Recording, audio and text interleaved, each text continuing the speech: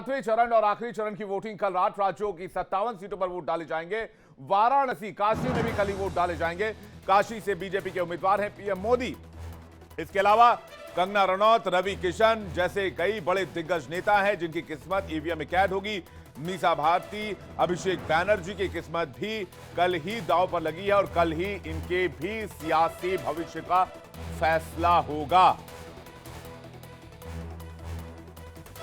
तो कल बहुत बड़ा दिन रहने वाला है, खास करके वोटिंग के लिहाज से, क्योंकि जितने भी इंपॉर्टेंट सीट है उन और जितने भी बड़े बड़े दिग्गज उम्मीदवार हैं उनकी किस्मत दांव पर लगी हुई है। और कल ही काशी में भी चुनाव होने हैं। कल ही मीसा भारती जहां से चुनाव लड़ रही है वहां पर वोटिंग होनी है।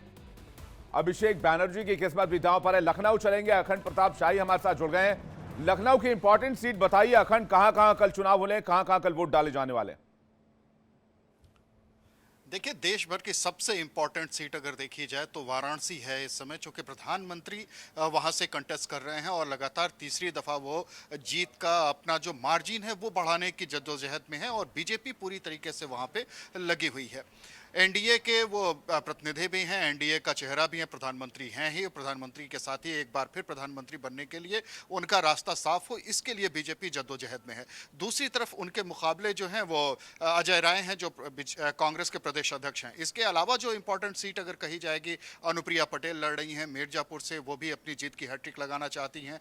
तीसरी सीट अगर इंपॉर्टेंट कहेंगे तो उनमें से गोरखपुर की संसदीय सीट है, गोरखपुर संसदीय सीट जो कि मुख्यमंत्री योगी आदित्यनाथ के प्रभाव क्षेत्र वाला इलाका है और वहां से रवि किशन जो कि भोजपुरी स्टार होने के साथ साथ बॉलीवुड में भी बड़े स्टार गिने जाते हैं, सांसद हैं और उनके वो एक बार फिर मुकाबले में उतरे हुए हैं, अपनी दोबारा जीत दर्ज कराना चाहते हैं। उनके मुकाबले में जो प्रत्याशी समाजवादी पार्टी ने उतारा है वो भी काजल निषाद भी भोजपुरी सिने स्टार हैं, तो वो भी एक इम्पॉर्टेंट सीट है। इसके अलावा अगर बात की जाए तो अफजाल अंसारी जिस सीट से लड़ रहे हैं गाजीपुर से, चूंकि ये मनोज सिन्हा के जो एलजी हैं जम्मू कश्मीर के, उनकी बल्कि राज्यपाल हैं, तो उनकी सीट जो है वो बहुत इंपॉर्टेंट है क्योंकि मुख्तार अंसारी के की मौत के बाद ये पहला चुनाव है जिसमें अफजाल अंसारी वहां से कंटेस्ट कर रहे हैं और यहाँ पे भी बहुत कांटे की टक्कर देखी जा रही है। इसके अलावा घोसी सीट है जहाँ पे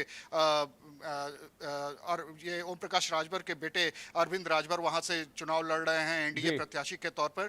और यहाँ पे भी चूंकि बीजेपी हारी थी 2019 का चुनाव गाजीपुर और घोसी, तो ये भी बहुत महत्वपूर्ण सीट हो गई है।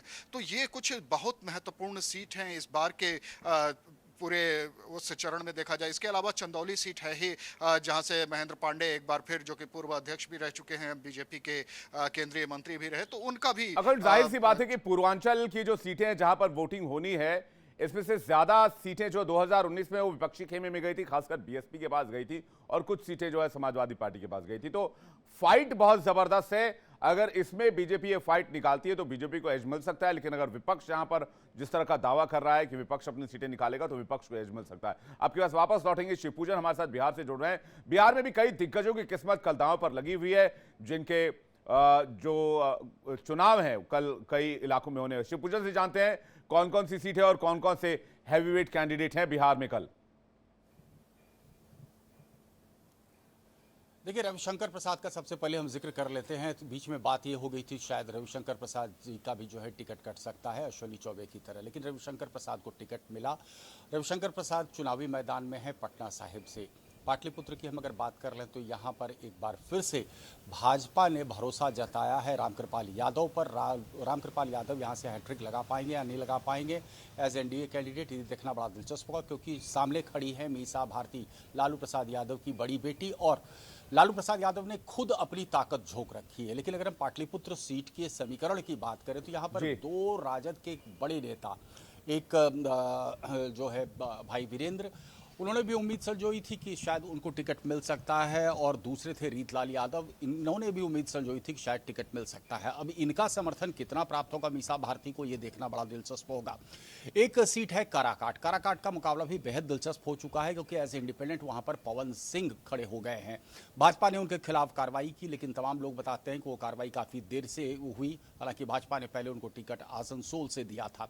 मुकाबला वहां भी बड़ा दिलचस्प हो गया, देखना बहुत ही दिलचस्प होगा कि उपेंद्र कुशवाहा जो कुछ वक्त के लिए मंत्री थे, एनडीए में थे, फिर वहां से जो है पंचमेवा लेकर के उन्होंने चाहा कि नए समीकरण को गठित किया जाए, और उसके बाद तब फिर एक बार से वो महागठबंधन के पाले में चले गए थे। तो ये 3 सीटें हैं जिस पर कि खास तौर से नजर रहेगी। लेकिन इसके अलावे बक्सर की सीट भी बहुत महत्वपूर्ण है।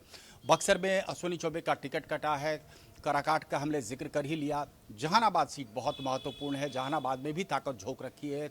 बार बार नीतीश कुमार कैंपेन करने के लिए उस इलाके में भी जा रहे हैं।